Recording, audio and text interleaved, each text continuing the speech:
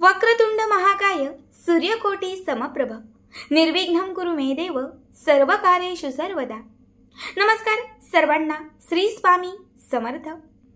भक्तांनो, बघाच 8 November 2025 वार शनिवार। आपल्या सगळ्यांनाच माहिती आहे की आज कार्तिक मासातील अत्यंत महत्त्वाची चतुर्थी। बघा, संकष्टी चतुर्थी। संकष्टी चतुर्थी ही गणपती बाप्पांसाठी समर्पित आहे। गणपती बाप्पांना प्रसन्न करण्यासाठी, संकटांचा नाश करण्यासाठी, आपल्या आयुष्यात असणारी जी काही विघ्न आहेत ती दूर करण्यासाठी आणि मनात असणाऱ्या इच्छांची पूर्तता करण्यासाठी संकष्टी चतुर्थी ही अत्यंत महत्त्वाची तिथी मानली जाते। आपल्यापैकी असंख्य लोकांच्या घरात सकाळपासून व्रताची, उपायांची, सेवांची सुरुवात झाली असेल।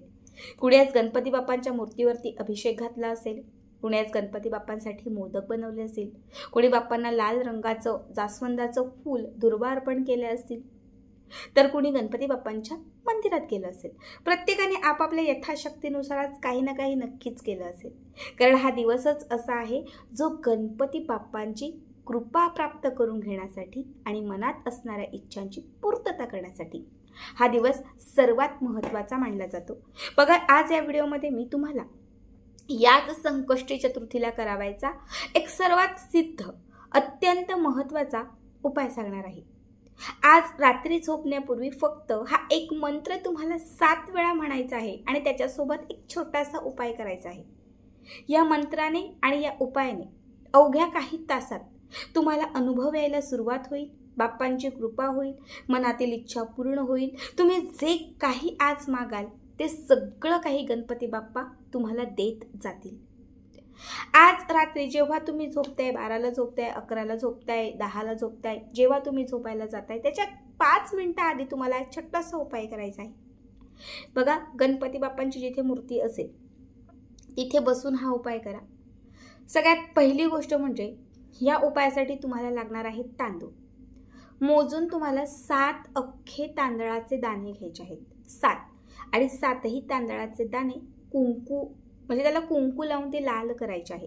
तुम्ही म्हणाल ताई आमचा दिवसभर उपवास होता, व्रत होतं, आता व्रत आमचं सुटलंय, आम्ही उपवास सोडलाय, मग आता उपाय करायचा का? हो, तुम्ही उपवास जरी सोडला असेल, तुमचं व्रत जरी सुटलं असेल, कारण चतुर्थीचं व्रत आपण रात्रीच सोडतो, व्रत सोडल्यानंतर अगदी जेवण केल्यानंतर सुद्धा तुम्ही हा उपाय करू शकता। 7 तांदळाचे दाणे कुंकवामध्ये व्यवस्थित लाल करायचे, ते एका प्लेटमध्ये घ्यायचे, एक छोटी प्लेट घ्यायची, त्या प्लेटमध्ये घ्यायचे। गणपती बाप्पांच्या समोर एक आसन घालून बसायचं। तिथे तुम्ही जो कुठला दिवा लावलेला असेल संध्याकाळी सकाळी तो पेटता असला पाहिजे। दिवा विझलेला असेल तर दिवा तिथे प्रज्वलित करा, कारण कुठलीही आपण सेवा उपाय अग्नीच्याच साक्षीने करतो। ठीक आहे, आता सगळ्यात पहिले तुम्हाला तांदळाचा दाणा तुमच्या उजव्या हातात घ्यायचा आहे। हाताची मूठ बंद करायची आहे। गणपती बाप्पांना आपली इच्छा सांगायची आहे, जी पण आपली इच्छा असेल ती गणपती बाप्पांना सांगायची आहे। आपली जी काही इच्छा गणपती बाप्पांना सांगितली की त्याच्यानंतर तुम्हाला गणपती बाप्पांचा जो गणेश गायत्री मंत्र आहे तो म्हणायचा आहे। एक वेळा गणेश गायत्री मंत्र म्हणायचं आणि एक वेळा गणपती स्तोत्र म्हणायचं। बघा, नित्यसेवेच्या पुस्तकात सुद्धा आहे, तुम्ही तिथे बघून म्हटलात तरीही चालेल। गणेश गायत्री मंत्र सुद्धा आहे आणि गणपती स्तोत्र सुद्धा आहे। दोनही सेवा तांदळाच्या दाण्यावर करायच्या आणि हा तांदळाचा दाणा गणपती बाप्पांच्या समोर ठेवायचा। त्यानंतर पुन्हा दुसरा तांदळाचा दाणा घ्यायचा, पुन्हा हातामध्ये आपली इच्छा बाप्पांना सांगायची, जी काही मनोकामना इच्छा आहे ती बाप्पांना सांगून पुन्हा एकदा गणेश गायत्री मंत्र आणि गणपती स्तोत्र म्हणायचं। पुन्हा हा तांदळाचा दाणा गणपती बाप्पांच्या समोर अर्पण करायचा।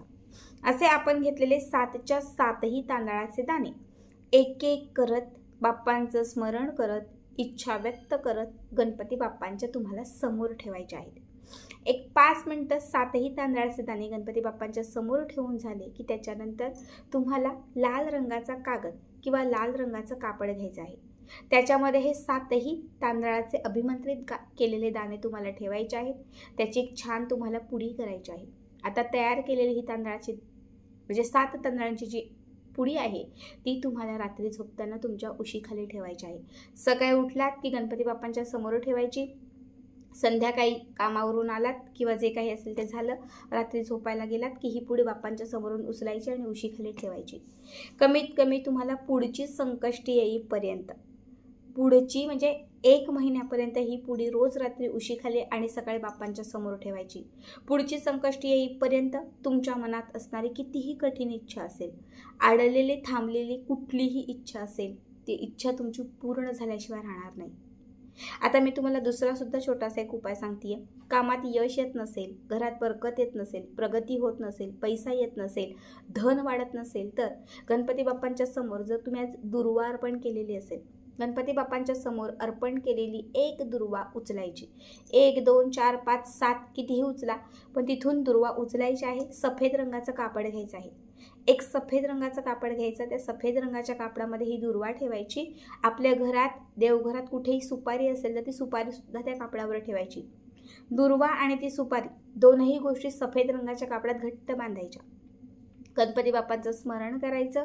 7 वेळा गणपती बाप्पांचं जे गणपती स्तोत्र आहे त्याचं पठण करायचं आणि त्याच्यानंतर ही दुर्वा आणि सुपारी असणारी जी पोटली आहे ही आजपासून आपल्याजवळ ठेवायची.